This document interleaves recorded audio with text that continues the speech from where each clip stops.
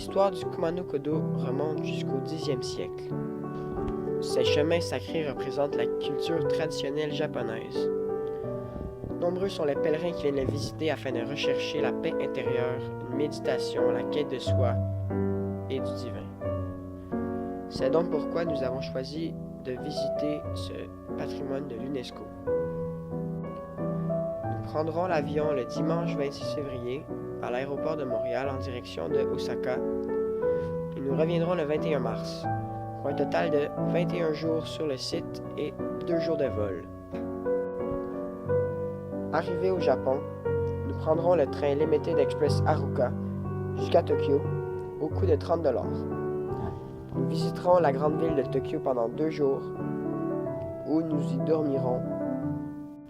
Suite à nos 2 jours de visite, nous prendrons l'autobus le matin suivant, l'autobus Takeda à 8h23, puis l'autobus Kuroshio 3 à 8h36 jusqu'à Katsuro station et nous arriverons à notre destination à 12h56.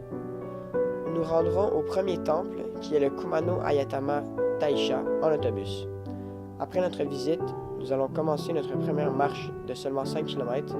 Après notre journée de marche, nous dormirons dans un camping au coût de 300 yens pour nous reposer. Nous nous nourrirons au cours de la journée pour un total de 2000 yens par jour consacrés à la nourriture minimalement. Le deuxième jour, nous visiterons le Fudarakusanji, puis nous marcherons jusqu'au temple Kumano Nachi Taisha, durant lequel nous mangerons et nous dormirons dans un camping le soir même. Chaque jour suivant sera une marche de 10 km. Le quatrième jour, nous prendrons la route Kumano-Kodo Oechi, qui est une route près de l'océan, qui nous laissera bouche bée devant ses panoramas. Suite à cela, nous passerons par la route royale vers le Kumano-Kodo Nakaichi, l'objectif final. À l'aide d'autobus, nous reviendrons du temple Kumano-Kodo Nakaichi jusqu'à l'aéroport de Osaka en autobus. Durant notre voyage, notre alimentation se basera principalement de riz, d'algues séchées, de poissons et de frites. Dû au fait que nous camperons chaque soir, nous aurons besoin de quelque peu de matériel de camping. C'est pourquoi nous aurons chacun un sleeping bag et puis nous transporterons une tente 3 places pour dormir. Nous serons équipés d'un panneau solaire pliable qui pourra recharger notre GPS et nous aidera à nous localiser et nous orienter vers nos prochaines destinations. Il nous faudra prier à chaque visite de chaque temple afin de donner notre respect à la communauté japonaise. En tant que pèlerin, il faudra être courtois avec les habitants et les autres pèlerins. Aussi avec ceux qui nous hébergeront, les propriétaires des campings. Il faudra respecter les structures, donc les temples, les statues et les autres éléments symboliques de la culture japonaise. Il faudra respecter aussi la pauvreté et ne pas essayer de montrer que nous avons de l'argent.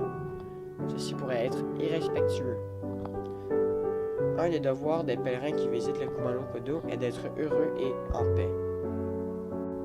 Nous devrons utiliser l'anglais afin de communiquer avec les Japonais puisque c'est le seul langage autre que le japonais que ceux-ci pourront plus ou moins comprendre. Dans le cas qu'ils ne comprennent pas, nous devrons essayer de communiquer à l'aide de gestuels afin d'obtenir des réponses à nos questions. Dans les grandes villes, comme Osaka et Kyoto, il fera plutôt chaud aux alentours de 30 degrés.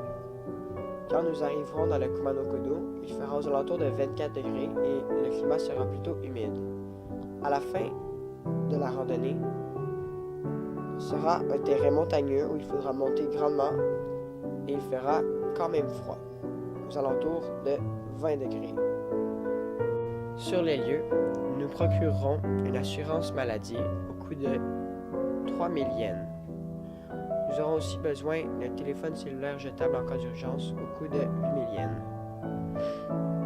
Celui-ci sera acheté sur les lieux durant notre séjour à Kyoto.